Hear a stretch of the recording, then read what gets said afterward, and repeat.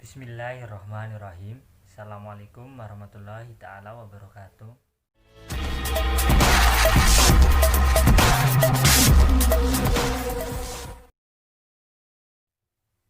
Baik, video kali ini yaitu untuk memenuhi tugas ujian tengah semester mata kuliah Studi dan Bisnis Plan LPI. Dosen pengampu Nurul Hidayati, MPD, yang membahas konsep Studi Bisnis Plan LPI yang beranggotakan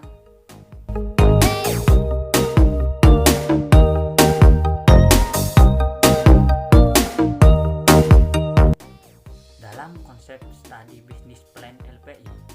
Di sini membahas 4 pembahasan. Yang pertama, pengertian bisnis plan LPI. Yang kedua, pentingnya bisnis plan. Yang ketiga, keuntungan dan kerugian bisnis plan. Yang keempat atau yang terakhir, aspek sosial dan spiritual dalam bisnis. Oke, langsung saja kita simak video penjelasannya. Nama saya Asis Faizal Anani dengan NIM D73218038. Materi kali ini kita membahas tentang konsep bisnis plan LPI. Nah, tentunya sebelum kita membahas lebih dalam tentang bisnis plan, maka kita harus memahami dulu arti dari bisnis plan itu. Nah, sebenarnya apa sih bisnis plan itu? Bisnis plan merupakan rencana bisnis atau dapat dituangkan dalam dokumen tertulis yang mana dijadikan pedoman untuk wirausahawan dalam melaksanakan bisnisnya. Oke, jadi dalam bisnis plan ini dituangkan ke dalam dokumen tertulis yang mana dokumennya itu berisi tentang latar belakang bisnis, kemudian visi dan misi bisnis, kemudian gambaran produk yang akan diluncurkan, kemudian rencana produk yang mana nantinya dapat dijadikan arahan dalam melaksanakan bisnis. Nah, alasan bisnis plan ini ada dan harus ditulis karena agar wirausahawan sebagai pelaksana bisnis nantinya dapat melaksanakan tugasnya atau dapat melaksanakan bisnisnya secara terarah dan jelas. Seperti itu. Nah, apabila pelaksanaan bisnisnya ini sudah terarah dan jelas, maka akan membentuk kualitas dari bisnis yang dijalankan itu. Nah, apabila kualitas dari bisnis yang dijalankan itu sudah ada, maka dapat meningkatkan level bisnis dari bisnis yang dijalankan. Seperti itu. Jadi, penting atau tidak bisnis plan? Ayo, menurut kalian penting atau tidak? Sangat penting sekali. Nah, jadi dapat disimpulkan bahwa bisnis plan ini merupakan dokumen tertulis yang mana dapat dijadikan arahan bagi wirausahawan dalam menjalankan bisnisnya. Setelah kita membahas bagaimana pengertian dari bisnis plan, selanjutnya kita akan membahas tentang pentingnya dari bisnis plan itu sendiri. Ada beberapa macam. Yang pertama yaitu untuk menjual bisnis, kemudian yang kedua yaitu untuk memperoleh investor, untuk memperoleh dana bank, untuk memperoleh kontrak besar. Dan juga dengan adanya bisnis plan ini, kita juga dapat menyusun strategi persekutuan dan juga untuk menarik pegawai. Selain itu, juga untuk menyempurnakan merger dan akuisisi. Dan juga dengan adanya bisnis plan dalam sebuah bisnis kita ini untuk memotivasi dan memusatkan tim manajemen. Selain itu juga sebagai alat pengatur dan pembentuk kerjasama yang baik dan saling menguntungkan. Wah, itu tadi beberapa pentingnya dari bisnis plan. Oleh karena itu, sangat dianjurkan dan sangat perlu untuk bisnis kita membuat sebuah bisnis plan agar menjadi sebuah bisnis yang sukses dan sesuai yang kita harapkan. Begitu tadi penjelasan mengenai pentingnya bisnis plan. Baik, di sini saya akan menjelaskan mengenai kelebihan dan kekurangan dari adanya bisnis plan. Yang pertama yaitu kelebihan. Kelebihan dengan adanya bisnis plan akan mendatangkan modal. yaitu apabila bisnis plan kita baik, menarik, dan bisa diterima bagi para investor, maka mereka akan menanamkan modalnya kepada bisnis kita. Dan untuk yang selanjutnya yaitu kelebihan dari bisnis plan adalah menjadikan daya tarik dan loyalitas bagi pengguna bisnis kita.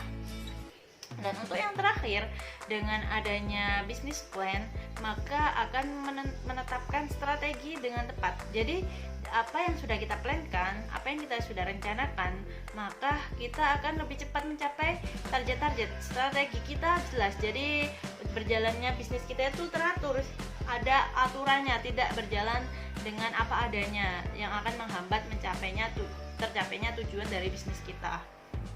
Untuk yang selanjutnya, saya akan membahas mengenai kekurangan dari bisnis plan. Yang pertama yaitu menjadikan manajer kurang berinovasi. Maksudnya di sini yaitu dengan adanya bisnis plan, maka seorang manajer itu sulit bergerak berinovasi di luar dari apa yang telah diplankan, apa yang telah direncanakan.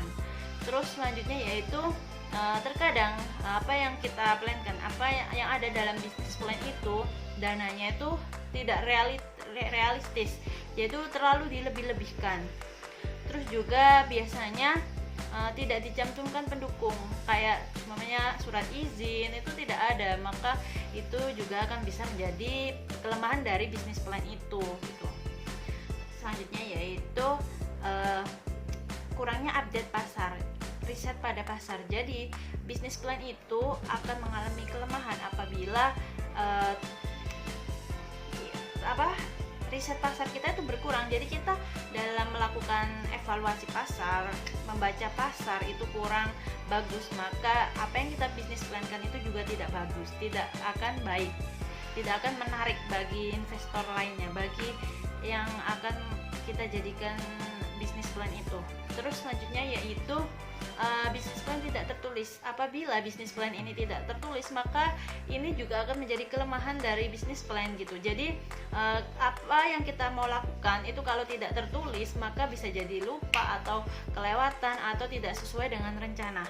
Ya, mungkin itu yang bisa saya sampaikan mengenai kelebihan dan kekurangan bisnis plan. Selanjutnya saya akan dijelaskan oleh teman saya. Kita masuk pada bab aspek sosial dan spiritual dalam bisnis. Hubungannya aspek sosial spiritual dalam sebuah bisnis. Untuk mengetahui hubungan tersebut, kita harus tahu dulu manfaatnya. Nah, dari manfaat itu nanti kita bisa tahu hubungannya, kenapa kita membahas ini dalam sebuah bisnis. Manfaat dari sebuah aspek sosial dan spiritual dalam sebuah bisnis, yang pertama ada perusahaan akan terjauhkan dari segala macam kecurangan yang akan menimbulkan kebangkrutan dalam perusahaan tersebut. Yang kedua, perusahaan akan meningkatkan produktivitas kerjanya. Yang ketiga, suasana kerja akan menjadi harmonis. Yang keempat, image perusahaan akan menjadi positif. Yang kelima, perusahaan akan berkembang secara berkesinambungan dan berkelanjutan. Setelah kita mengetahui manfaat dari aspek sosial dan spiritual dalam sebuah bisnis, dapat kita simpulkan bahwa dalam sebuah bisnis bukan sekedar hanya mendapatkan finansial, namun juga harus memperhatikan semua kemakmuran atau kesejahteraan pada semua stakeholder yang tergabung di dalamnya, termasuk karyawan, pemilik bisnisnya itu sendiri, kemudian orang-orang yang akan mengkonsumsi produk hasil produksi itu. Jadi semua stakeholder harus mendapatkan kesejahteraannya. Tidak hanya di dalam ajaran Islam, tetapi juga di semua ajaran agama, bahwa etika berbisnis itu harus berlandaskan dengan kesejahteraan semua orang. Dari itu, kedua aspek ini harus berjalan secara bersama-sama. Apabila salah satunya tidak kita jalankan, maka akan sangat berpengaruh dalam sebuah bisnis yang akan kita kerjakan. Aspek sosial dan spiritual itu berjalan di tengah-tengah sebuah bisnis agar bisnis itu berjalan dengan lancar dan sukses seperti apa yang kita harapkan. Nah, di dalam Islam sendiri sudah dicontohkan oleh Rasulullah SAW dengan etika berbisnisnya. Etika berbisnis Rasulullah ada satu, kejujuran, yang kedua amanah, yang ketiga tepat menimbangnya, Yang keempat, gharar atau akad yang mengandung sahnya sebuah perdagangan. 4, etika bisnis Rasulullah itu dapat kita contoh apabila kita nanti menjalankan sebuah bisnis, terutama dalam bisnis berdagang, karena Rasulullah Shallallahu Alaihi Wasallam sendiri itu memiliki bisnis dalam bidang perdagangan. Mungkin penjelasan dari kami cukup sekian. Semoga dalam pembahasan kali ini bisa bermanfaat bagi saya, kita, kami semua. Kurang lebihnya mohon maaf. Wassalamualaikum warahmatullahi taala wabarakatuh.